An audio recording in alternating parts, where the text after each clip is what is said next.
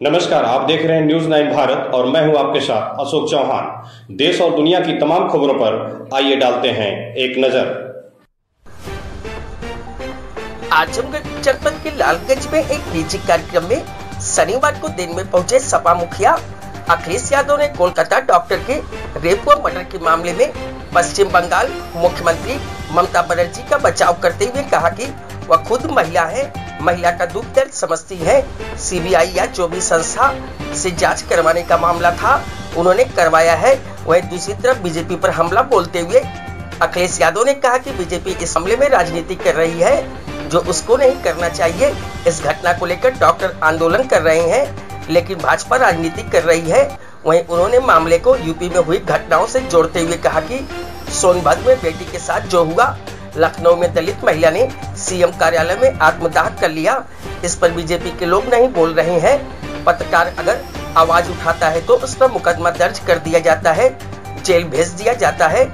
वहीं दूसरी तरफ 69,000 शिक्षकों की भर्ती के मामले में कोर्ट के फैसले को लेकर उन्होंने कहा कि अब सरकार पीड़ित बच्चों की सुधि लेगी, बच्चों को न्याय मिलेगा। सरकार ने जो भेदभाव किया था उसमें सुधार किया जाएगा।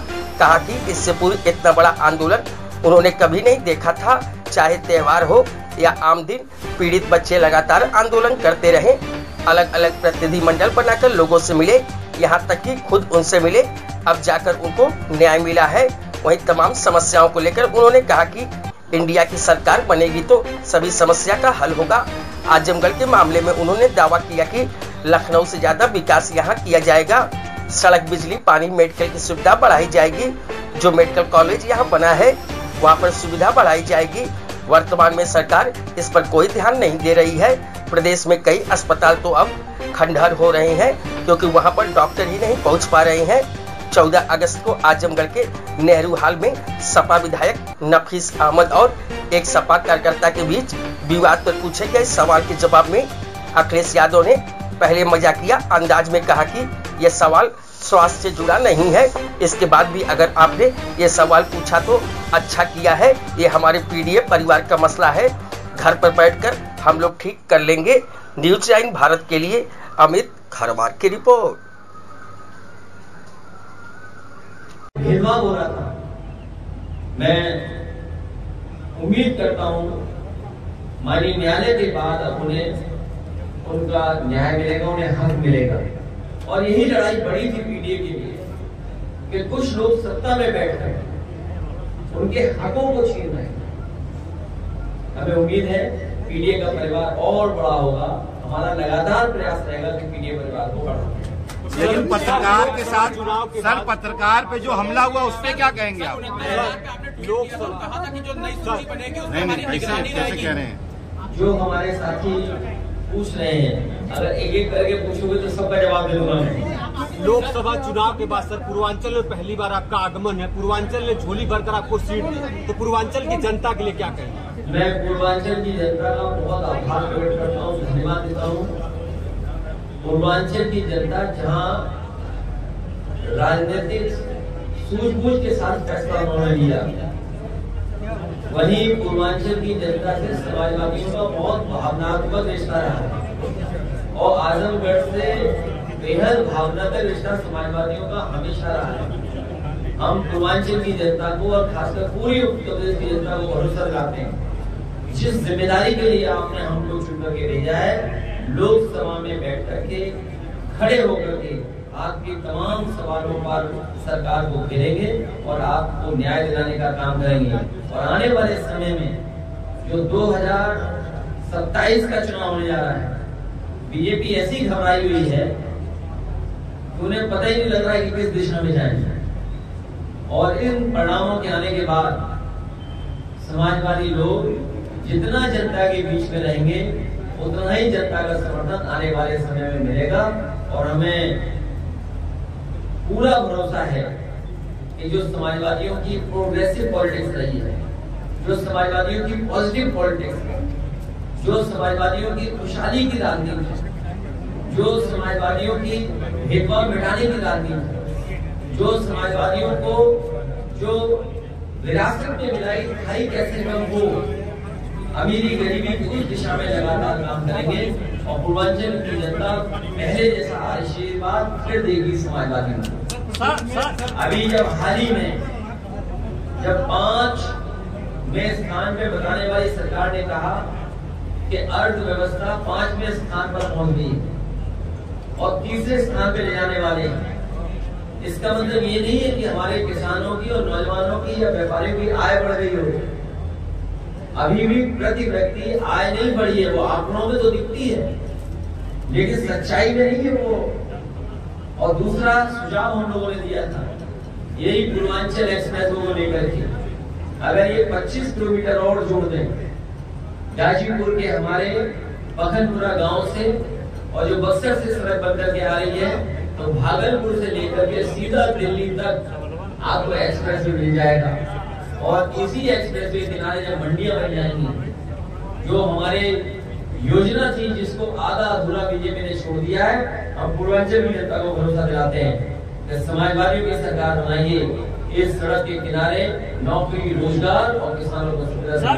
किसानों का एक सवाल है, किसानों का नहर में पानी नहीं आया था समय पे।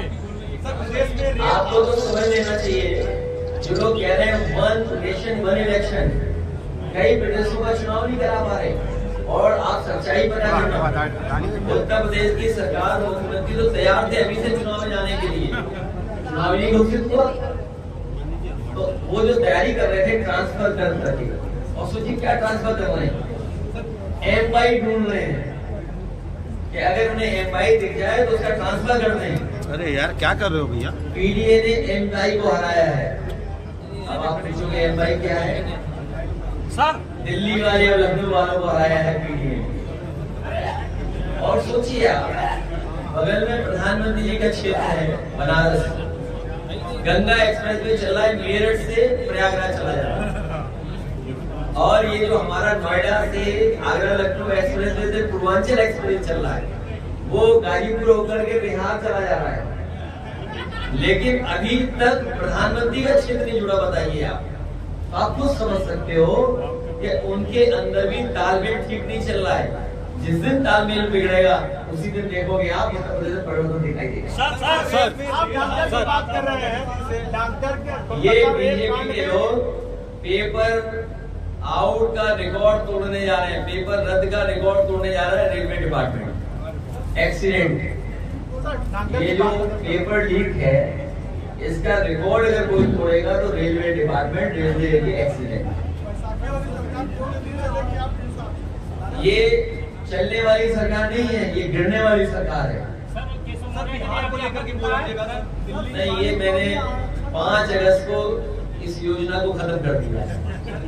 कोलकाता डॉक्टर हड़ताल पे है रेप कांड को लेके, और आपने कहा कि डॉक्टर की ही बात करिए, तो इस पे क्या कहना है आपका? मैं वहाँ की मुख्यमंत्री ममता बनर्जी जी खुद महिला है, और जो घटना हुई है बहुत दर्दनाक घटना है, और जो एक मुख्यमंत्री रहकर के फैसला ले सकता है, ममता बनर्जी जी ने फैसला भी लिया है।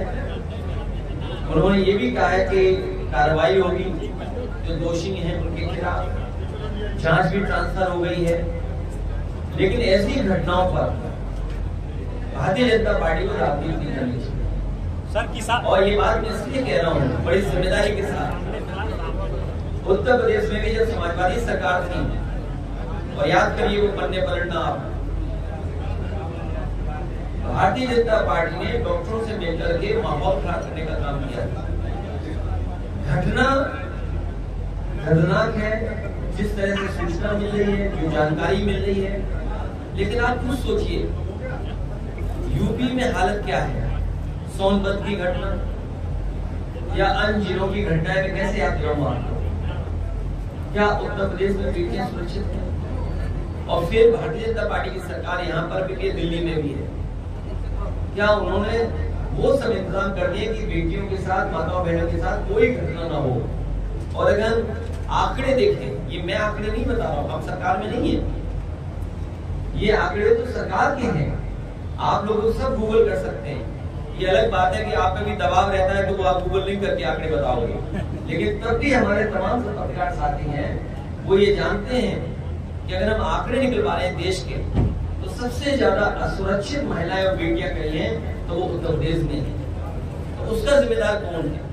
ऐसी घटनाओं में राजनीति नहीं करनी चाहिए। और मैं आपको भरोसा दिलाता हूं कि समाजवादी ने जो प्रोग्रेसिव पॉलिटिक्स की बात की है और जो संपन्न बनाने की पॉलिटिक्स है, जो रोजगार दिलाने की पॉलिटिक्स है, नौकरी दिलाने की पॉलिटिक्स है, उस दिशा में हम लोग काम करेंगे। क्योंकि जब प्रधानमंत्री लाल किले से ये कहें, हालांकि वो आंकड़े गलत हैं उनके, लेकिन फिर भी अगर हम उनके आंकड़े वो मान लें, जो उन्होंने ये कहा कि आजादी के समय पर देश की आबादी 40 करोड़ थी और आज 140 करोड़ हो गई है, तो सोचिए हमारे आपके सामने चुनौतियां कितनी हैं और आगे आने वाली पीढ़ी के सामने हमें कैसा देश और कैसा समाज बनाना है, वो भी बड़ी चुनौती है।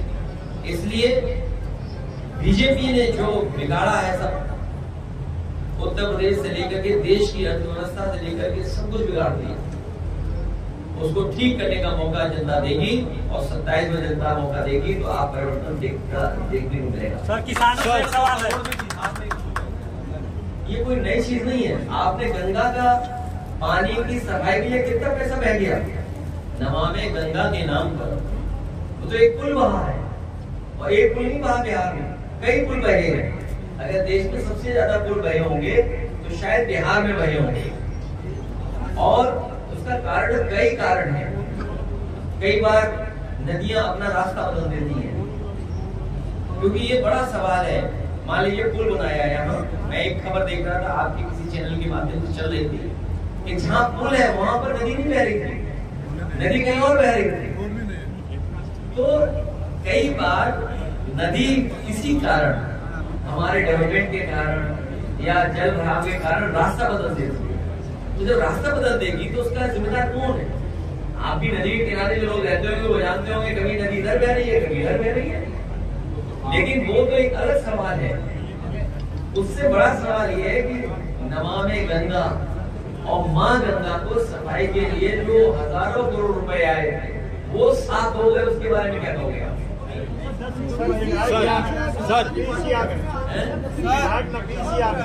नकवी जी का बहुत बहुत स्वागत है, आपके बीच आए। सर मेरा एक सवाल है आपसे कि यही खत्म हो जाए। सर अध्यक्ष महिला अध्यक्ष वो भी आ गई, हमारे 4 नीचे हैं, वो पहुंचे तो वही करेगा। तो सारे जो हमारे नेता हमारे पर होगा।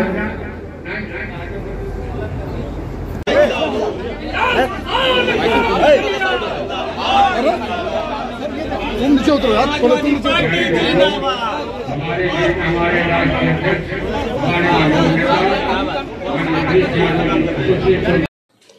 यहाँ खबरों का सिलसिला कभी नहीं थमता। सिर्फ और सिर्फ बने रहिए न्यूज़ 9 भारत पर। अब चाहूंगा इजाजत, नमस्कार।